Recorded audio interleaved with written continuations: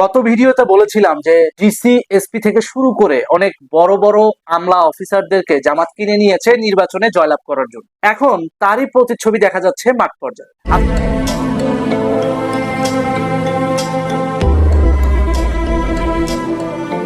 নির্বাচনের আগে আরো একবার বিতর্কে নির্লজ্জ মোহাম্মদ ইউনূস। বেড়া 250 আসন পাইব, 250 আসন কে পাইব? 250 আসন পাইবে। সাধারণ জনগণ বাইরে আইতাছে, চোখ কান পরিষ্কার হইতাছে। তোরা একটি আসনও পাবি না আমার সামন থেকে সর। এবার নির্বাচনী প্রচারণায় ভোট চাইতে গিয়ে আওয়ামী লীগের এক বয়স্ক মহিলার কাছে চরম অপমানিত হলেন এনসিপি নেতা নাহিদ ইসলাম। আমার ভাই ওসমান হাদি, ওকে আমরা হারিয়েছি আজকে 57 দিন হয়ে গেল।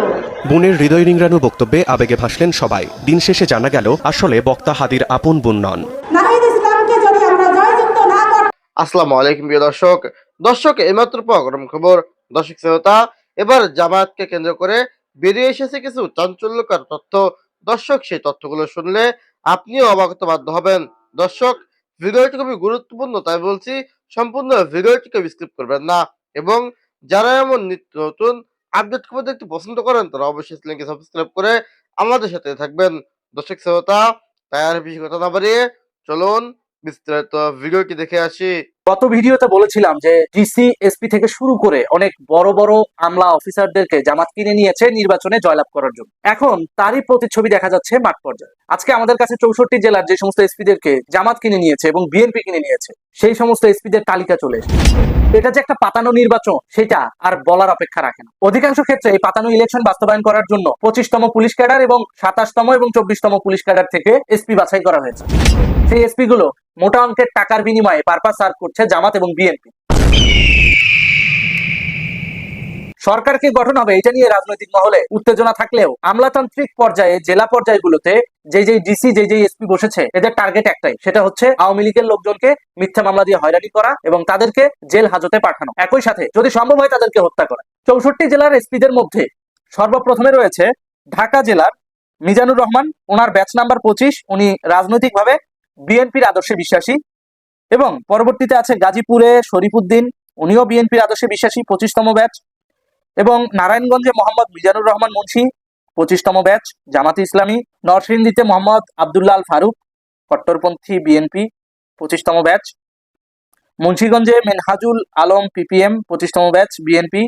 মানিকগঞ্জ মোহাম্মদ সারোয়ার আলম বিপিএম, 25তম ব্যাচ। টাঙ্গাইলে মোহাম্মদ শামসুল আলম সরকার, 25তম ব্যাচ বিএনপি সমর্থক। এবং কিশোরগঞ্জে ডক্টর SM ফরাদ হোসেন, 24তম ব্যাচ, উনি জামাতে ইসলামী সমর্থক। ফরিদপুরের এসপি মোহাম্মদ নজরুল ইসলাম পিপিএম, উনিও 25তম ব্যাচের জামাতে ইসলামী সমর্থক। গোপালগঞ্জের হাবিবুল্লাহ, উনিও জামাতে ইসলামী সমর্থক, 27তম ব্যাচের। মাদারীপুরের এহতাশামুল হক, 27তম ব্যাচের জামাতে ইসলামী। শরীয়তপুরের রওনক জাহান, বিএনপি সমর্থক, 27তম ব্যাচ।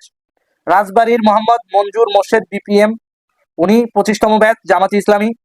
এবং চট্টগ্রামের এসপি মোহাম্মদ নাজির আহমেদ খান, উনি গুপ্ত জামাত। কক্সবাজারের ANM সাজেদুর রহমান, 27তম ব্যাচ, উনি বিএনপি সমর্থক। কুমিল্লার আনিসুর রহমান, 25তম ব্যাচ, কট্টরপন্থী বিএনপি সমর্থক। ফেনীর এসপি শফিকুল ইসলাম, 27তম ব্যাচ, বিএনপি সমর্থক। নোয়াখালীর এসপি TM মোশাররফ হোসেন, 27তম ব্যাচ, জামাতে ইসলামী করেন। লক্ষ্মীপুরের এসপি আবু তারেক, 27তম ব্যাচ, জামাতে ইসলামী করেন। ব্রাহ্মণবাড়িয়ার শাহ আব্দুর রৌফ, 27তম BCS, তিনি বিএনপি করেন। চাঁদপুরের এসপি মোহাম্মদ রবিউল হাসান, 25তম ব্যাচ, উনি জামাতে ইসলামী করেন। তারপর রাঙামাটির এসপি মোহাম্মদ রাকিব পিপিএম, 25তম ব্যাচ, তিনি গুপ্ত জামাত। খাগড়াছড়ির এসপি মির্জা সাইম মাহমুদ পিপিএম, তিনি 27তম ব্যাচ, বিএনপি সমর্থক।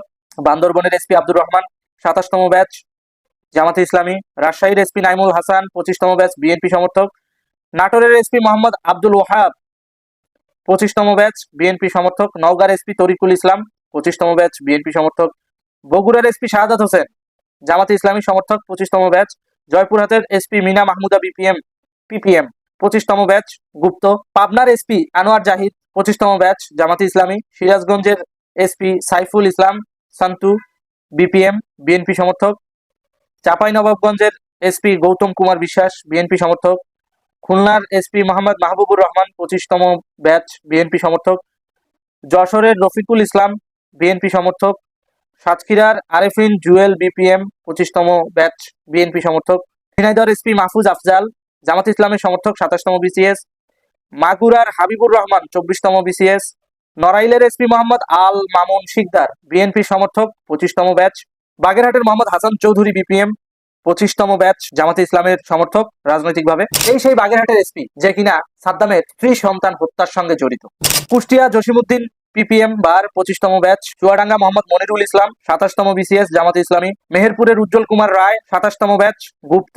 বরিশালের এসপি ফারজানা ইসলাম জামাতে ইসলামের সমর্থক 25তম ব্যাচ। পটুয়াখালীর এসপি আবু ইউসুফ বিপিএম 25তম ব্যাচ বিএনপি সমর্থক। ভোলার SP Shahidullah Kaiser PPM bar 25তম ব্যাচ বিএনপি। পিরোজপুরের এসপি মঞ্জুর আহমেদ সিদ্দিকী 27তম ব্যাচ জামাতে ইসলামী। বরগুনার এসপি কুদরতে খুদা পিপিএম 27তম ব্যাচ বিএনপি। ঝালকাঠি মোহাম্মদ মিজানুর রহমান 25তম ব্যাচ বিএনপি।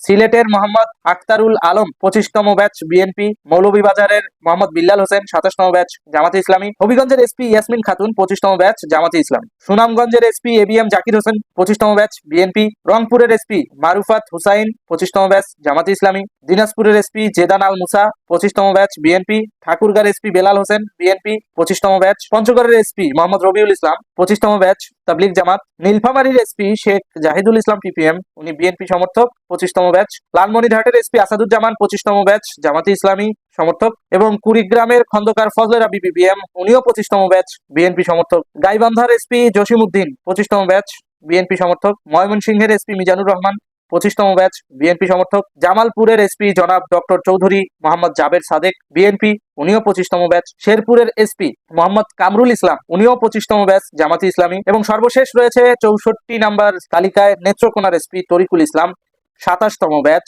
জামাতে ইসলামী। সুতরাং দেখলেনই তো 64 জেলায় যে সকল এসপিদেরকে জামাত বিএনপি কিনে নিয়েছে তার তালিকা ইতিমধ্যে আপনাদের সামনে উপস্থাপন করলাম। এই সমস্ত ব্যক্তিরা যখন টাকার বিনিময়ে বিক্রি হয় তারা জনগণের পক্ষে কাজ করবে, তারা তো ওই দলের পক্ষেই কাজ করবে। আর খেয়াল করে দেখেন ম্যাক্সিমাম নিয়োগগুলাই 25তম ব্যাচ 27তম ব্যাচ, একটা দুইটা আছে 24তম ব্যাচ, একটা কি দুইটা। তো যখন মেজরিটি ভাগ অংশই পুলিশের এসপি একই ব্যাচ 25তম ব্যাচ থেকেই নিয়োগ দেওয়া, তখন বিষয়টা একটু সন্দেহ জাগে। তা আমরা একটু যাচাই বাছাই করার জন্য 25তম ব্যাচের যে গেজেটটা জারি করা হয়েছিল সেটা একটু যাচাই বাছাই করতে গেলাম। তো যাইয়া দেখি এটা 2006 সালে নিয়োগপ্রাপ্ত সব ব্যক্তিবর্গ, অর্থাৎ ওই সময়ে সেনা শাসিত তত্ত্বাবধায়ক সরকারের ভিতর জামাতের গুপ্ত যে টিম যারা -2 ফর্মুলা কায়েম করার জন্য আমলাতান্ত্রিক পর্যায়ে চাকরি পেয়েছিল, সেই টিমটাকেই এখন ইম্পোজ করা হয়েছে এই ইলেকশন বাস্তবায়নের দায়িত্বে, যার অধিকাংশই বিএনপি এবং জামাত সমর্থিত।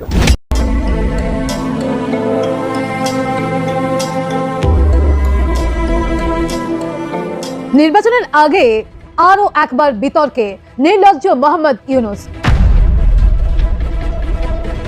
কারাগারে বন্দী অবস্থায় মৃত্যু হলেও বাংলাদেশের তৎকালীন প্রধানমন্ত্রী শেখ হাসিনা সরকারের মন্ত্রী রমেশ চন্দ্র সেনের। 2024 সালে জুলাই আগস্টের আন্দোলনের সময় গ্রেফতার হয়েছিলেন রমেশ চন্দ্র সেন। কারাগারে বন্দী অবস্থায় কিভাবে ঘটল এই ঘটনা তা নিয়ে চলছে এক উত্তাল বিতর্ক। প্রশ্ন উঠছে, রমেশ চন্দ্র সেনের এই মৃত্যুর জন্য দায়ী কে? স্বাভাবিকভাবে মোহাম্মদ ইউনূসের দিকেও তো আঙুল উঠবেই। শোনা যাচ্ছে শেষকৃত্য করাও নাকি সম্ভব হবে না রমেশ চন্দ্র সেনের। বহু রক্তক্ষরণ, বহু রাজনৈতিক প্রতিহিংসা, সংখ্যালঘু হিন্দুদের ওপর লাগাম ছাড়া অত্যাচার, লাগাতার ভারত বিদ্বেষ, ওসমান হাদির মৃত্যু, খালেদা জিয়ার প্রয়াণ এবং তারেক রহমানের আরো একবার বাংলাদেশের রাজনীতিতে প্রত্যাবর্তন, বিভিন্ন ঘটনার ঘনঘটার মধ্য দিয়ে অবশেষে নির্বাচন সম্পন্ন হতে চলেছে ওপার বাংলায়। তবে শেষ অবধি সবকিছু ঠিক থাকলে হয়, কারণ এই আবহে যে ঘটনা ঘটে গেল তাতে করে বাংলাদেশের পরিস্থিতি নিয়ে ফের প্রশ্ন উঠে যাচ্ছে। বাংলাদেশের অন্যতম প্রভাবশালী হিন্দু নেতা এবং প্রাক্তন মন্ত্রী রমেশ চন্দ্র সেন জেল হেফাজতে মারা গিয়েছেন। তার মৃত্যু নতুন করে প্রশ্ন তুলে দিয়েছে অন্তর্বর্তী শাসন ব্যবস্থায় আওয়ামী লীগ নেতা এবং প্রাক্তন মন্ত্রীদের সঙ্গে কেমন ব্যবহার করা হচ্ছে সেটা নিয়ে। বাংলাদেশের প্রাক্তন জলসম্পদ মন্ত্রী এবং 5 বারের সাংসদ রমেশ চন্দ্র সেন সর্বশেষ 2024 সালে নির্বাচনে জয়ী হয়েছিলেন। শনিবার সকাল 9:10 নাগাদ তাকে দিনাজপুর জেলা জেল থেকে গুরুতর অসুস্থ অবস্থায় দিনাজপুর মেডিকেল কলেজ হাসপাতালের জরুরি বিভাগে নিয়ে আসা হয়। সকাল 9:29 নাগাদ তাকে মৃত বলে ঘোষণা করেন চিকিৎসকরা। দাবি করা হচ্ছে জেল হেফাজতে থাকাকালীনই রমেশ। দর্শক, আশা করি সম্পূর্ণ ভিডিওটি দেখেছেন এবং এই ভিডিওটি থেকে আশা করি আপনারা অনেক কিছু বুঝতে পেরেছেন।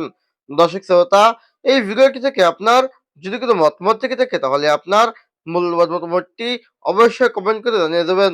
আজকের ভিডিওটি পর্যন্তই, দেখা হবে পরবর্তী ভিডিওতে। সে পর্যন্ত ভালো থাকুন, সুস্থ থাকুন, আল্লাহ হাফেজ।